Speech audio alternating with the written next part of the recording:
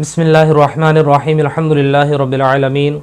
اللہم صلی وسلم وبارک علی من اسمہ سیدنا و مولانا محمد احمد حامد محمود حبیبک النبی الامی رؤوف الرحیم وعلی آلہ و اصحابہ اجمعین وبارک وسلم وصلی علیہ۔ ہمارے قادری پروڈکشن آفیشیل چینل کے معزز سامعین کرام، السلام علیکم ورحمۃ اللہ وبرکاتہ۔ امید ہے کہ آپ سب خیریت سے ہوں گے۔ اللہ رب العزت ہم سب کی تمام تکلیفوں کو، مصیبتوں کو، پریشانیوں کو دور فرمائے اور ہم سب کو اللہ رب العزت اپنے حفظ و امان کے اندر رکھے۔ اگر کوئی بندہ اس وجہ سے پریشان ہے کہ وہ کسی جگہ پر جاب کرتا ہے، چاہے وہ کسی فیکٹری میں جاب کرتا ہے یا کسی دفتر کے اندر وہ ملازمت کرتا ہے یا کسی جگہ پر اور کام کرتا ہے، کہیں پر بھی وہ کام کرتا ہے اور اس کا مالک جو ہے، افسر جو ہے یا فیکٹری کا مینیجر جو ہے یا اس دفتر کا مینیجر جو ہے، وہ لوگوں کی باتوں میں آ کر آپ کے کام کو ترجیح نہیں دے رہا، آپ کو ترجیح نہیں دے رہا، یا آپ کے اوپر غلط الزامات لگ چکے ہیں کہ اس بندے نے اس فیکٹری کے، اس دفتر کے ساتھ غبن کیا ہے، اتنے اس طرح کے معاملات کیے ہیں، تو وہ معاملات کس طرح سے حل ہو سکتے ہیں، وہ پریشانی آپ کی کس طرح سے دور ہو سکتی ہے کہ آپ جہاں پر کام کرتے ہیں وہاں پر مالک بھی عزت دے، وہ افسر بھی آپ کو عزت دے، وہاں کے جو مینیجرز وغیرہ ہیں، وہاں کے جو سپروائزر وغیرہ ہیں وہ آپ کو عزت دیں، آپ کے ساتھی آپ کو عزت دیں،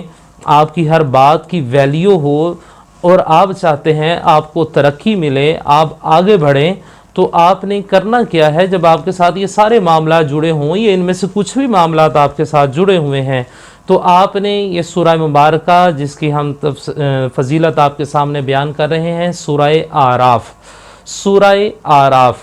اس کو آپ نے روزانہ کسی بھی وقت کی اس میں کوئی پابندی نہیں ہے۔ ہاں، یہ سورہ مبارکہ تھوڑی لمبی ہے، تو آپ نے اس سورہ مبارکہ کو 5 مرتبہ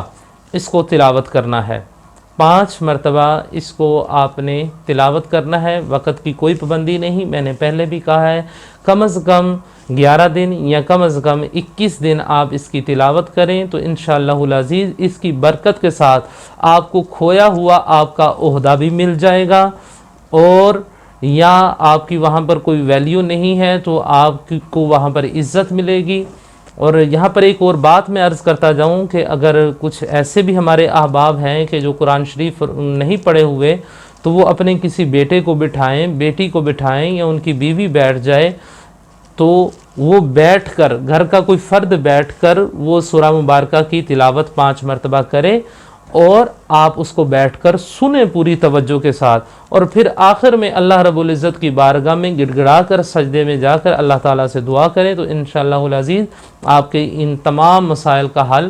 فوری طور پر نکل آئے گا۔ اللہ رب العزت کی بارگاہ میں دعا ہے کہ اللہ رب العزت ہمیں کلام مجید فرقان حمید کی برکت سے مستفیض ہونے کی سعادت عطا فرمائے، اور اللہ رب العزت ہمیں کلام مجید فرقان حمید کے نور سے مستفیض فرمائے، آمین بجاہ النبی صلی اللہ تعالی علیہ وآلہ وسلم۔